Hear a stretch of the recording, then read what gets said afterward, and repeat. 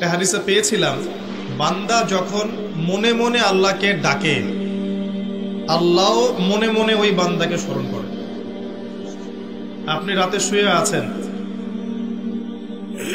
মনের মধ্যে অনেক কথা, হয়তো অনেক দোয়া আছে, চাওয়া পাওয়া আছে, কষ্ট যন্ত্রণা আছে, আপনি মনে মনে আল্লাহকে ডাকছেন। ডাকতে ডাকতে আপনার চোখ দিয়ে পানি বের হয়ে গেল। আপনি বুঝে নিয়েন ঠিক ওই মুহূর্তে আল্লাহ আপনাকে স্মরণ করেছে, এবং আল্লাহ আমাদের খুব কাছে আছে। ওয়াইদা সাআলাকা ইবাদি আন্নী ফাইন্নী করিব। নবী বলে দাও, তোমাকে যখন আমার বান্দারা আমার সম্পর্কে জিজ্ঞেস করে, বলে দাও যে আমি খুব কাছে আছি। উজিবু দাওয়াতাদ দাঈ ইযা দাআন। দোয়াকারী যখন আমাকে ডাকে, আমি তার দোয়া শুনি। আল্লাহ আমাদের খুব কাছে আছে। কত কাছে? যদি আপনি মনে মনে আল্লাহকে স্মরণ করেন, আল্লাহ মনে মনে আপনাকে স্মরণ করবেন। যদি আপনি একটা সমাবেশের মধ্যে আল্লাহকে স্মরণ করেন, আল্লাহ এর চেয়ে উত্তম সমাবেশে আমাদের কথা স্মরণ করবেন। আল্লাহ পাক এত কাছে আছেন যে প্রত্যেক রাতের শেষ অংশে আল্লাহ পাক প্রথম আকাশে নেমে আসেন। আল্লাহর নেমে আসাটা কেমন সেটা আমরা ব্যাখ্যা করতে পারবো না। এটা ব্যাখ্যা করার জ্ঞান যোগ্যতা কোনোটাই আমাদের নেই। আল্লাহর রহমত নিকটবর্তী হয়। বেশি গরম। আল্লাহ পাকের রহমত নিকটবর্তী হয়। এই সময় আল্লাহ পাক আহ্বান করতে থাকেন বান্দাদের উদ্দেশ্যে, কে আছো আমার কাছে কিছু চাইবে, আমি তোমাকে সেটা প্রদান করব। কে আছো আমার কাছে কিছু দোয়া করবে, আমি তোমার দোয়া শ্রবণ করব। কে আছো আমার কাছে ক্ষমা চাইবে, আমি তোমাকে মাফ করব। প্রত্যেক রাতের শেষ অংশে আল্লাহ রাব্বুল আলামিন এইভাবে আহ্বান করতে থাকেন ফজর পর্যন্ত। আর এই সময়টা দেখবেন আমরা হয় ঘুমে কাটাই, অথবা ফেসবুক, অথবা ইউটিউব, অথবা ক্যাসিনোর মধ্যে, কেউ জুয়াখানায়, কেউ পতিতালয়ে, কেউ আল্লাহ বিরোধী পরিকল্পনা করতে ব্যস্ত থাকে। কিন্তু আল্লাহ পাক প্রত্যেক রাতে তার বান্দাদের উদ্দেশ্যে এই আহ্বানটা করে থাকেন। আল্লাহ পাক এত কাছে। মানুষ সেই আল্লাহকে ভুলে গেছে যেই আল্লাহ পাক ছাড়া ইবাদত পাওয়ার যোগ্য দ্বিতীয় কোনো ইলাহ নেই। এক সময় যে আল্লাহ ছিলেন আর কিচ্ছু ছিল না, শুধু আল্লাহ ছিলেন, আর কিছুই ছিল না।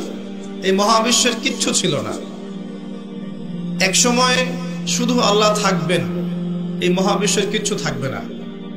কুল্লু মান আলাইহা ফান ওয়া ইয়াবকা ওয়াজহু রাব্বিকা যুল জালালি ওয়াল ইকরাম। প্রত্যেকটা বিষয় বস্তু ফানা হয়ে যাবে, শুধুমাত্র আল্লাহ রাব্বুল আলামিনের সত্তাটা বাকি থাকবে। আল্লাহ পাক সূরা আর রহমানে একটা আয়াত বারবার বলেছেন, ফাবিআইয়ি আলাই রাব্বিকুমা তুকাযযিবান। তোমরা দুই জাতি, জিন আর মানুষ, তোমরা আল্লাহর কোন কোন নিয়ামতকে অস্বীকার করবে। কেন জিন আর মানুষকে বলা হচ্ছে? কারণ সূরা জারিয়াতের 56 নম্বর আয়াতে আল্লাহ পাক বলেছেন, ওয়ামা খালাকতুল জিন্না ওয়াল ইনসা ইল্লা লিয়াবুদুন। আমি জিন আর মানুষকে শুধুমাত্র আমার ইবাদত করার জন্য সৃষ্টি করেছি।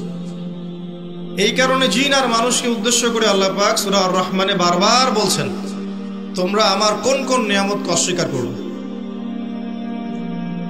আল্লাহ রাব্বুল আলামিন এই সূরার মধ্যে বলেছেন যে আল্লাহ পাক তার সৃষ্টির এই যে কাজ, এতে ব্যস্ত থাকেন, প্রত্যেকটা মুহূর্ত তিনি ব্যস্ত থাকেন। তবে সানাফরুগু লাকুম আইয়ুহাস সাকালান, শীঘ্রই তোমাদের দুই জাতির জন্য আমি ফারেক হচ্ছি, দাঁড়াও। তোমাদের বোঝাপড়ার জন্য শীঘ্রই আমি ফারেক হচ্ছি, থামো। সানাফরুগু লাকুম আইয়ুহাস সাকালান। এই আয়াতটা এই সূরার মধ্যে একটা ভয়ঙ্কর আয়াত।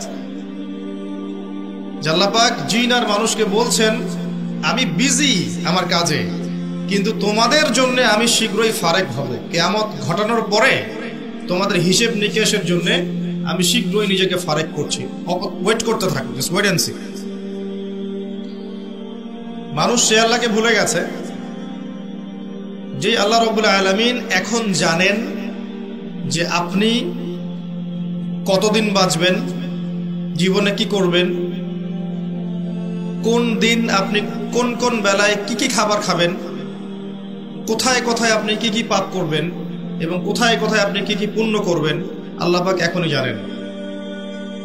আল্লাহ পাক জানেন আমাদের মধ্যে এখানে বসে থাকা প্রত্যেকটা মানুষ কে কোথায় কিভাবে মারা যাবে,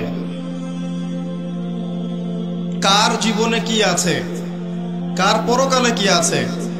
আমাদের এখানকার মানুষদের মধ্যে কে কবরের প্রশ্নের উত্তর দিতে পারবে কি পারবে না, আল্লাহ এখনই জানেন।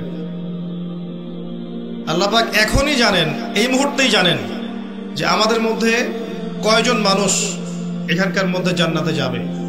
আর জান্নাতে যাওয়ার কোটি কোটি বছর পরে ওই বান্দারা কি কি নিয়ামত ভোগ করবে, আল্লাহ পাক এখনই রাইট নাও সেটা জানেন।